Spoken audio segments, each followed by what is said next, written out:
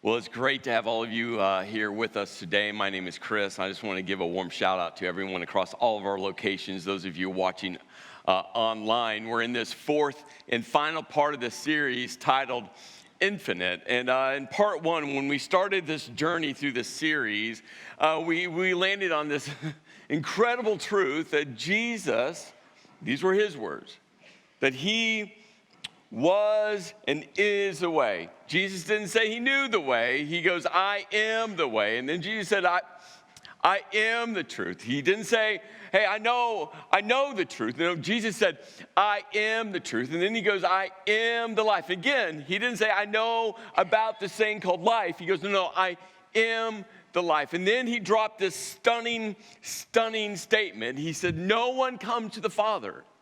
No one. Except through me. A statement that left the people around him in shock and wonder, scratching their heads. Because at that point, he hadn't died on the cross yet. But he said, you need to know, there is only one way and one truth and one life. Jesus was like, I'm it, and I am enough. And so when he had this encounter with this rich man, and he said, hey, I want you to go surrender everything. I want you to give up everything to come follow me. He was making a statement, again, at that moment, at that time, that no one really understood. But in a short period of time, Jesus was going to surrender everything on a cross. Give up everything. And that's why when Jesus looks at you and looks at me and says, are you willing to give up everything? Jesus has already made the statement that he surrendered everything. Jesus, the Son of God, perfection, decided to come to this world and take on the sins of all humanity for you. For me. And that's why Jesus said, hey, I've surrendered everything. Are you going to surrender everything? And what Jesus knows, that step to surrender all, well, there's something competing for that spot. And that's why he just summed it up by saying, who's going to be your master? Is your master going to be God in that number one spot?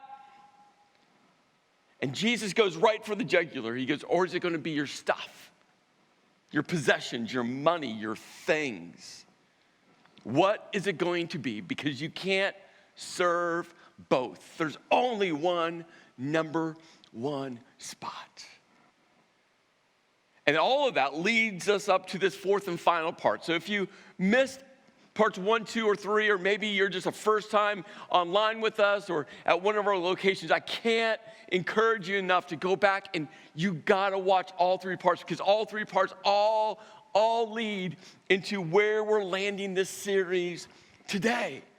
And this message is, well, it's almost like it's 2 messages, and both of these messages are intrinsically connected together. But I just want you to know it's going to kind of feel like one message and another one. And personally, I'm not sure which one I'm more excited about. Like, I'm really excited about this first one, and I can't wait to get to the next one.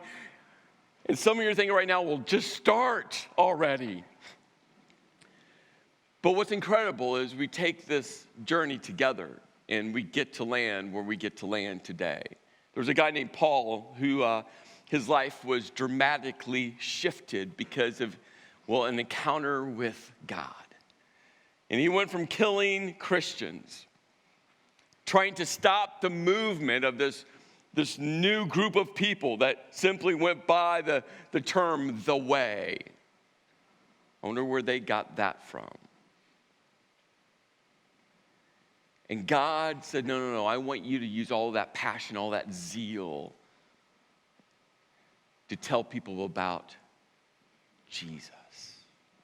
And so Paul started to launch churches outside of this Jewish centric culture, and he started to go to all of these other cities. The Bible refers to them as Gentile cities, and the word Gentile simply means just not a Jewish culture, a Jewish city. And so Paul started to travel and plant churches and launch churches, and people started to name Jesus the subject of their life. It was such an exciting time. And then Paul started writing letters to encourage and instruct and guide and correct these newly formed churches. There wasn't a manual that had been put together. I mean, Paul was just going and saying, hey, the church, a gathering of people, let's tell more people about Jesus. Let's tell more people about Jesus. And one of the earliest letters we have from Paul was a letter that was being written to the church located in the city of Corinth. And Corinth is an amazing ancient city. Around 400 BC, it was one of the greatest cities in the entire Greek Empire. The best guesstimates, it was a city around 90,000 people. I mean, it was a city of power. It was a city of trade. It was a city of great wealth. It was a city of great influence with philosophy and art. It was a great city. And then Rome came in around 146 BC, leveled the city, but by 44 BC, Rome had rebuilt Corinth yet again in all of its splendor. And this is where one of those early churches were launched. And what's incredible when you think about this, there's actually two letters in our New Testament Bible. The New Testament portion of our Bible is the story about Jesus and a movement of what we call the church, a gathering of people. And two of these letters were to the church located in the city of Corinth. We call it 1st and 2nd Corinthians. What we do know is there was two other letters that Paul wrote to this church in Corinth, and they just got lost over time. And maybe he actually wrote more than that. We don't know. But we at least have two of the four in our Bibles that we have. And he's, again, writing encouragement, instruction, and direction for this very early church. And these letters were written within about 25 years of Jesus leaving this earth. It's such a short period of time. And Paul, in this one section of 2 Corinthians, he's going to tell a story about another group of churches located in another region. And what he's going to do is encourage, instruct, direct, correct the Corinthian church in one very specific area. But he's going to do that, again, by telling a story, because there's power in story. And so Paul starts off and Paul goes, and now, brothers and sisters, we want you to know about the grace that God has given the Macedonian churches. And so again, get this framework. Paul's writing this letter to the church in Corinth, and he's saying, hey, there's this other group of churches in this region called Macedonia. And Paul's saying, hey, I want you to know. And he uses this phrase about the grace that God has given. And what Paul is saying is, hey, they've named Jesus the subject of their life. God's grace has covered these people, this church, this gathering of people. And he goes, I would just want you to know that Jesus is changing their lives. And we think about this time frame, 25 years after Jesus left the earth. The church is exploding outside of an insignificant Jewish culture. And now it's going into some of the most influential cities of the known world. Why? You gotta ask why. That quickly? It spread? Was it because Jesus was a great teacher? No. There's countless great teachers over the period of time that we don't even know about. Was it because he did some cool miracles? I don't think so. You know why I think it spread so rapidly? When people saw someone crucified and saw him put into a tomb, and then they saw him alive. First-hand witnesses. You tell everyone at that point. And Paul's like, hey, Corinth. Church in Corinth, you got to know about these churches, these gatherings of people in Macedonia. I mean, Jesus is now the subject of their lives and is changing everything. And I got a story to tell you. He said, He said, in the midst of a very severe trial, so he's setting up the story. He's like, hey, you got to know, like they are going through it right now. And we're not sure what that trial was. Probably it was connected to the fact that they've named Jesus the subject of their life. Because this happened to this early movement called the Way, the church, a gathering of people. They face severe persecution because in these cultures, the entire economic structure was based off of, well, if I'm a carpenter, I'm going to make goods or trade my goods for things that I can't get. And so if you're a carpenter and you're like, well, I'll make you something. If you're a farmer, if you can give me some produce so I can eat. But what happens when all of those other farmers say, no, we don't want to do business with you? You can't survive. And they're facing this severe trial. And then Paul goes, yeah, in the midst of this severe trial, overflowing joy. I mean, that's why we anchored into the thought that the point of heaven is not about a place, it's about God's presence. That's the point of heaven. And when you name Jesus the subject of your life, God has promised that his presence is with you now. And that's why in the midst of a severe trial, you can still have overflowing joy. One of the number one prayers I pray, constantly for people when in the midst of a severe trial. I pray for them that God, in the midst of their pain, I pray that your peace will settle right in the midst of their pain. In the midst of the unknown, I pray that your comfort settles right in the midst of their comfort. In the moments where they feel like they are not strong enough to make it another day, Lord, I pray that your strength is enough to help them to get through this day. I pray that prayer over and over and over again, because sometimes a pain doesn't go away. Sometimes a fear doesn't go away. Sometimes the weakness that comes from the severity of the trial doesn't go away. But when God's presence is right in the middle of it, and this is what was happening. Why? Because it's about God's presence. And Paul's to say, hey, they're going through it, but joy, not a little bit, it's overflowing, but it gets worse. Have you ever had one of those years? Yeah. And they're extreme poverty. Why? Because extreme poverty is now tied to the severe trial. And all of this welled up in what? Complaining? No. Grumbling? No. All the why gods? Have you been there before spiritually? I know I have. You go through severe trial. You're like, God, why? I've given you my life. Why? God, I faithfully have followed you. Why? God, I surrendered all. Why? Have you been there? I have. And it's so easy to hit these severe trials and quickly go to why. But for these churches, gathering people in Macedonia, they didn't go to why God. They didn't go to grumbling and complaining. You know what happened? You know what welled up in them? Rich generosity. What? And I think as Paul sat there writing this letter to the church in Corinth, he had those moments where you just feel the tingles, and it's just like, okay, God, this is a God moment. This is one of those God moments. I think Paul was like, I feel a little tingly. He's like, church, Corinth, come on, you got to understand. And Paul wants to make something else very clear, because he wants them to know that this is not hearsay. This is not coming through other people. He wants them to know, for I testify, I'm an eyewitness. Paul's like, I was there.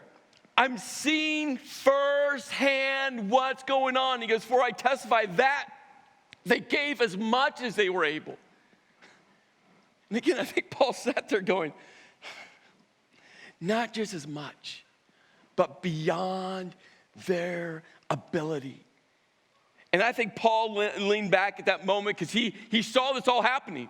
He's like, if I could write chapters about just beyond their ability, I would. He's like thinking to himself, I just can't believe what they've given. They weren't sure how to get their next meal, but they gave beyond their ability. They weren't sure how to fix their house, but they gave beyond their ability. They weren't sure how to buy new clothing, and their clothing was torn and ragged, but they gave beyond their ability. They weren't sure how to take care of, but they gave beyond their ability. And not reckless giving. No. Faith-filled giving, where they trusted God, that God would fill in the gap. And Paul's just like, I just want you to know, not only did they give what they could, it was beyond. And then Paul, being a good preacher, a good teacher, I think he just wanted to highlight something else. He goes, hey, so entirely on their own. Have you ever stayed up late at night and you're like flipping through the channels and you can't find something to watch on 283 channels that you have? And then all of a sudden you come to one of those like sappy commercials. I mean, the music is playing, and before you know it, I mean, you're crying. Even men, I know some of you men, and you're like secretly wiping tears. No one's around you, but you're still like, I'm not crying, right? And next thing you know it, you want to buy every dog in the world. You know? Paul's like, no. I didn't play one of those sappy videos. I didn't pull on the heartstrings. I didn't use my preaching, teaching, guilting, shaming, overly emotive words to get them to do this. I just want you to know this was all on their own. He goes, they urgently pleaded. They urgently begged. I mean, they begged. Hey, Corinth, you got to know, they begged us for the privilege of sharing. This word sharing is the Greek word koinonia. And I love this word koinonia. The first time we discovered this word, this Greek word, in our New Testament is found in the book of Acts. And it's at the launch of the church, a gathering of people. It's found in Acts 2:42. And it says, for they devoted themselves to the apostles' teaching and to the fellowship. The word fellowship is koinonia, partnership. And Paul, for the first time in our New Testament, takes this Greek word koinonia and attaches it to their generosity. And he said they pleaded, they begged for the privilege of partnering with us. And he says, in the service to the Lord's people. You see, the Macedonian churches understood that they were part of something so much bigger. They were part of a bigger mission, a bigger movement, that they weren't these siloed churches that only cared about themselves. They realized, like, no, because it was Jesus, and Jesus was the subject. Jesus united all people together, and the Macedonian churches were like, no, Paul, we have to give. We have to be part of what God's doing, because it's not about our church and our little town and our little region. No, it's about the movement of Jesus everywhere. And then again, I think Paul leaned back and he goes, and hey, Corinth, you got to understand that they gave, well, it exceeded our expectations. Paul's like, I tried to get them not to give, but they pleaded. I begged them not to give because I saw their condition. I saw testify with my eyes their severe trial. I saw their extreme poverty. I was there. And I tried to tell them, hey, this is a moment for the rest of the churches to care for you. But no. They knew that they were part of something bigger. And Paul's like, after it was said and done, they exceeded our expectations. They gave themselves first to the Lord and then by the will of God also to us. You see that hierarchy? God was number one. God was their master. And then Paul brings in Titus. And there's a whole nother message around this one verse. But he just said, hey, so we urged Titus. Titus was there and he kind of left. There was some tension around the Corinth church and what was happening there. And Paul's like, hey, just had the early made a beginning to bring also to completion this act of grace on your part. He's like, we're going to send Titus back to you. And then Paul wants to encourage this church in Corinth, this gathering of people. He goes, hey, I just want you to know that you excelled in everything. And he gives us a great list, in faith and speech and knowledge and complete earnestness and in love we have kindled in you. He goes, hey, I just want you to know, hey, Corinth, man, you're excelling in all of these areas. High five. But there's one area that Paul's like, hey, there's one area that you're not excelling in. And this one area you got to excel in. This one area you can't ignore. This one area you can't walk away from. This one area you can't just say, well, man, we're doing really good in these other areas, but not this one. It's okay. But before we fill in this blank, of what they weren't excelling in, we have to go forward 2 verses or 2 thoughts, 2 phrases. Because Paul's going to say something that is going to help us clearly understand what the Corinth church wasn't excelling in. So we go to verse 9, and Paul says this: "For you know the grace of our Lord Jesus Christ." And that's a very long phrase to say this. For you know God's mercy, that he has covered all humanity with.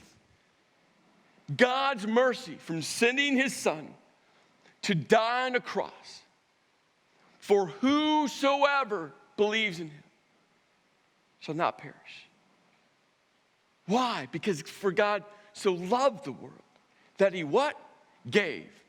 God loved so much that he what? Gave. God what? Gave.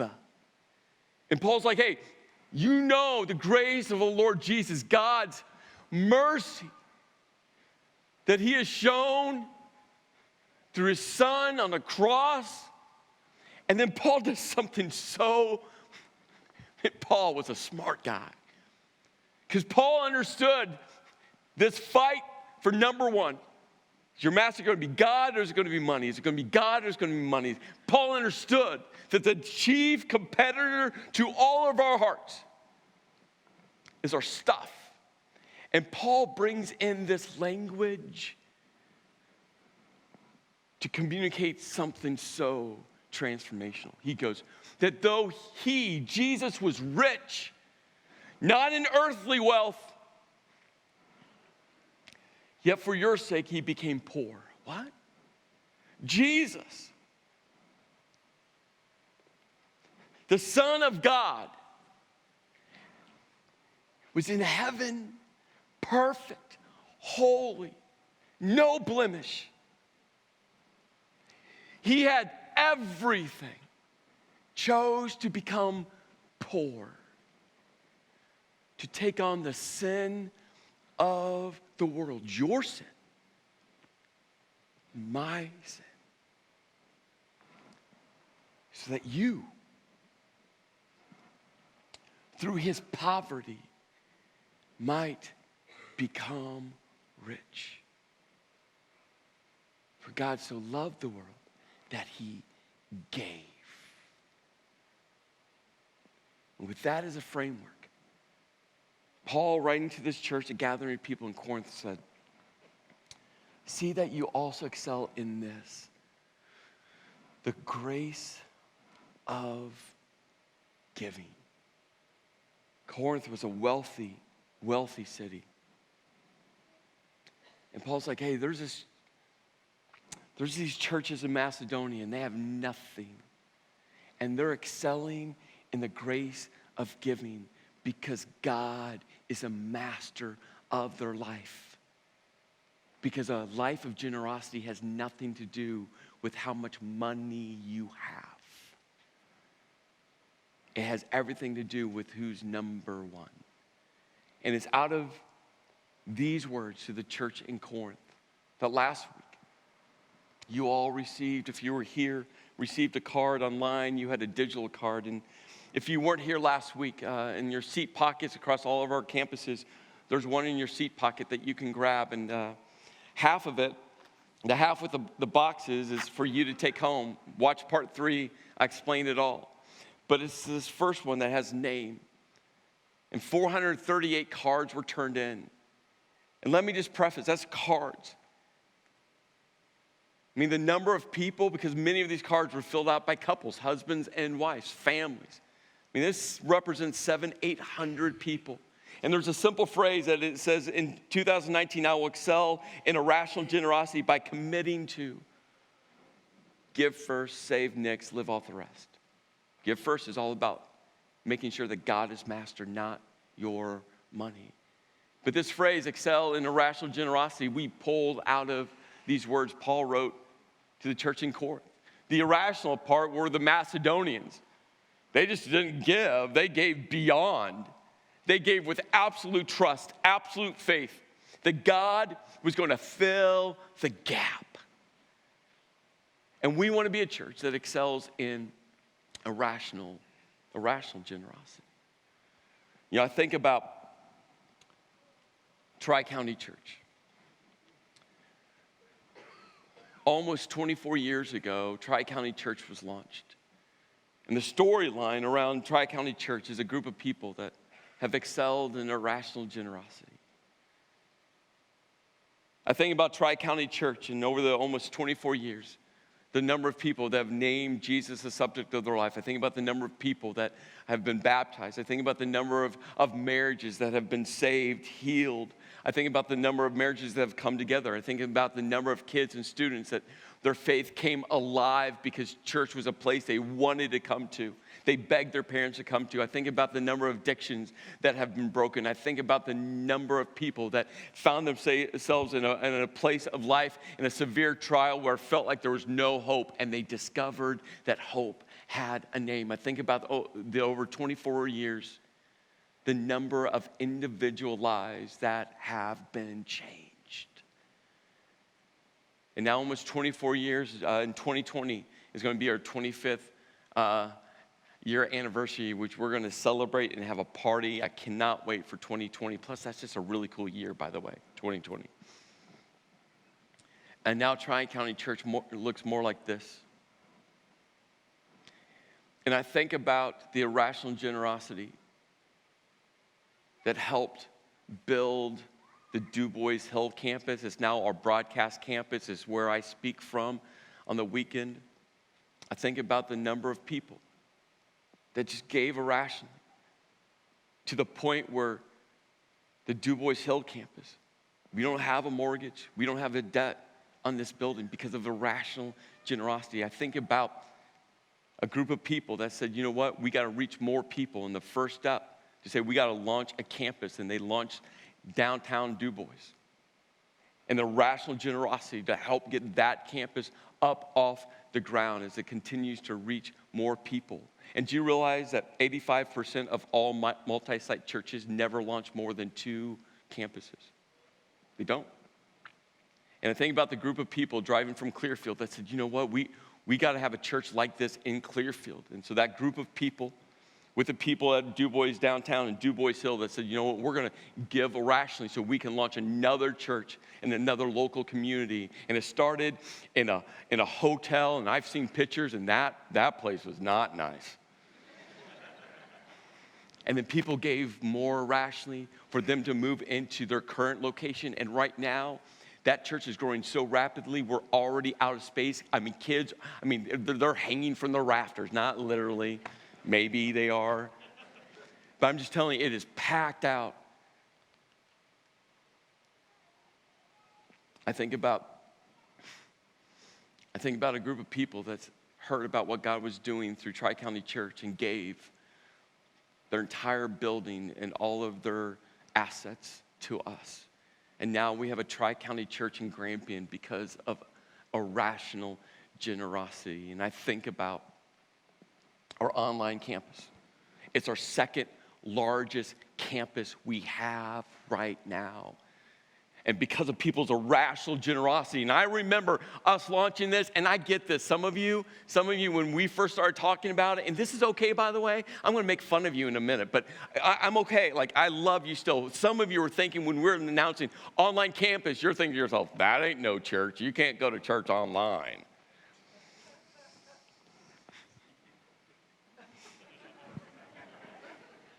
It's our second largest campus, and guess what?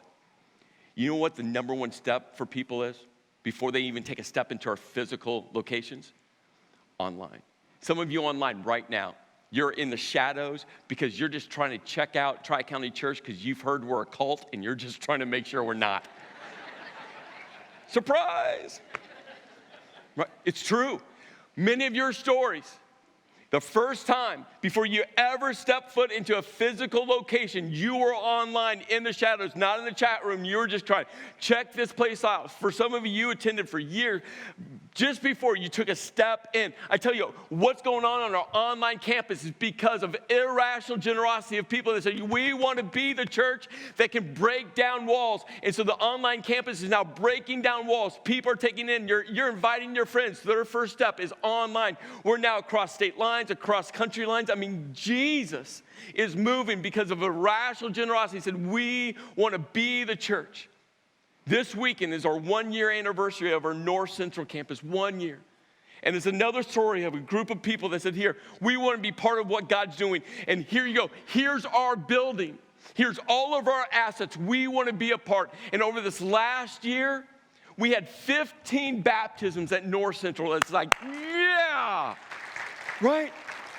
We had to order more chairs because they're growing so rapidly. And oh, by the way, we have several competitive campuses, if not all of them. But the North Central campus, they just competed in their first ever dodgeball tournament, and they got first place.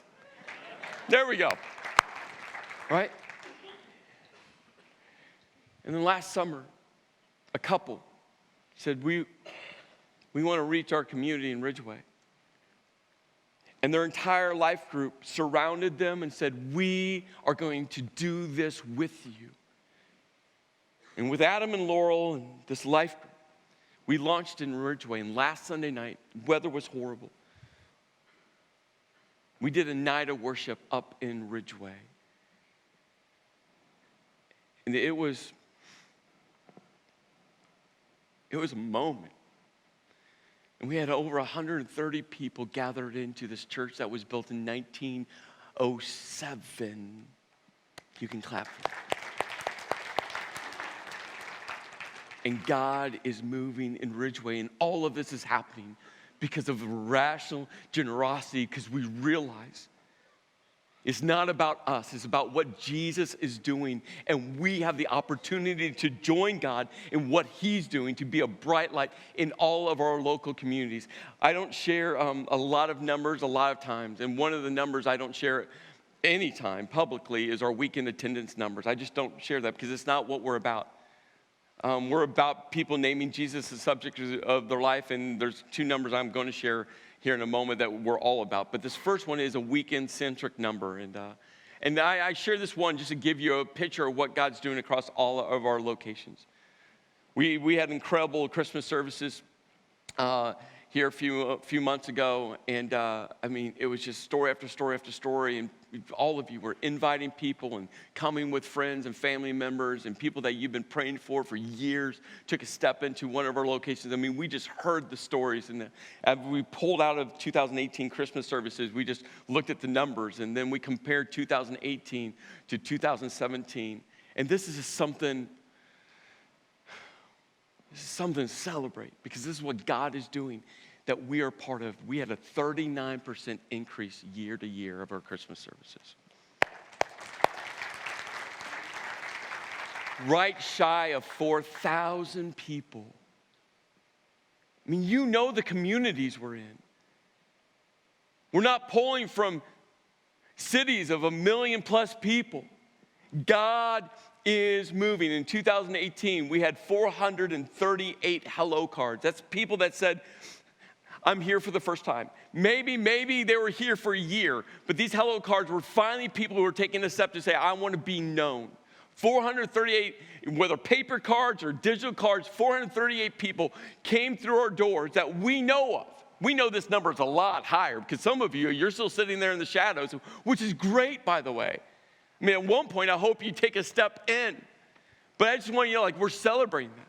In 2018, we baptized 149 people. Come on.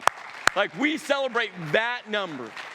Every time we'll celebrate, we'll post that number. We with a megaphone. Why? Because baptisms are all about the outward sign of Jesus making someone new, right?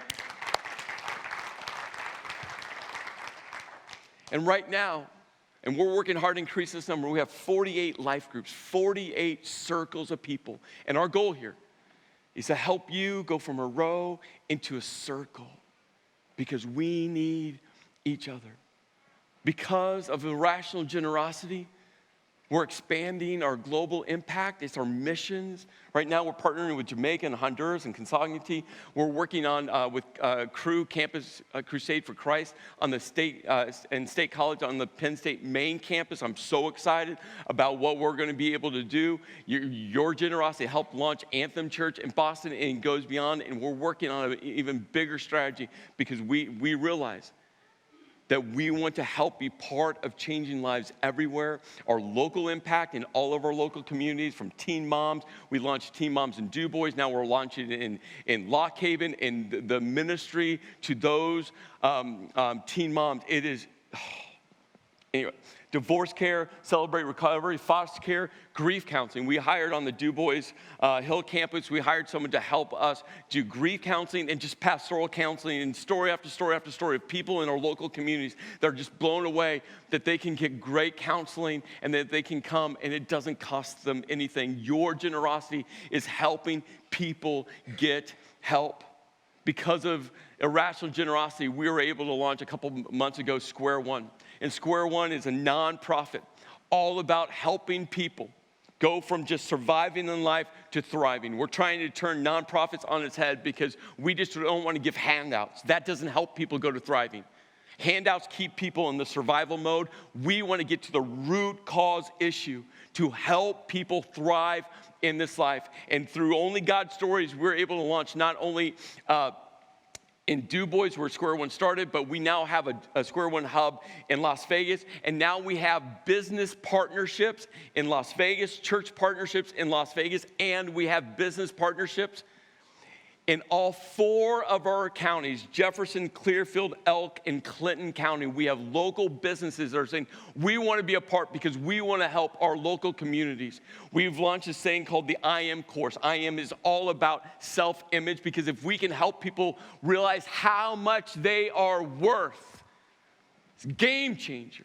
So we launched I Am in Las Vegas, and we have this one lady who has not had a job for 20 years. 20 years, has not worked. She went through the I Am course. After she got done with the I Am course, we're working on this other course that's all about how to interview and how to develop your resume. Again, it's not about just a handout. It's helping people to move to thriving. She now went through that course.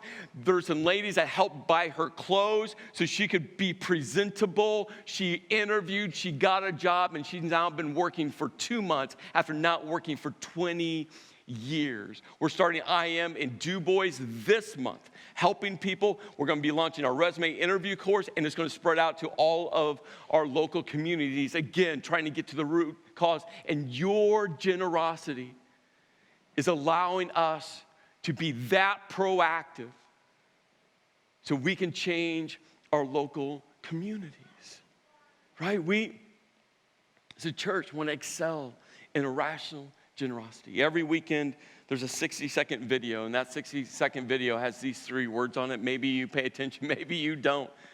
But these are what we value. We value discovery, which is engaging in God's epic story. We value in community, which is uniting my story with others. And we value legacy, which is scripting future stories today. And the key word that I want to focus on is the word story.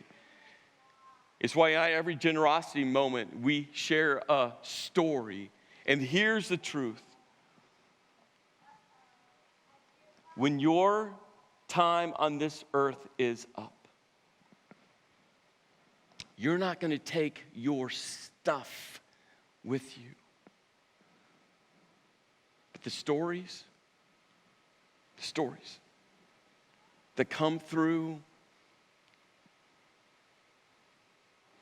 God being master, not your money, and the stories that come through irrational generosity, those stories will last an eternity. The question is, are you going to spend your time here on this earth collecting stuff, or being part of stories that God is orchestrating? The title of this series is Infinite. And the dictionary definition of infinite is this: limitless or endless in space, extent or size, impossible to measure or calculate. When you live a life that excels in irrational generosity, I'm telling you, it's going to be impossible for you to calculate, to measure on this side of eternity. But one day, in heaven, you're going to see all those stories of people, some of the people you never met, that God said, when you care more about stories than stuff, this is the impact. I can't wait to see the people of the churches in Macedonia that realized it wasn't about their stuff. It was about the story that God was scripting to tell everyone about Jesus. There is an extraordinary way to live a timeless life.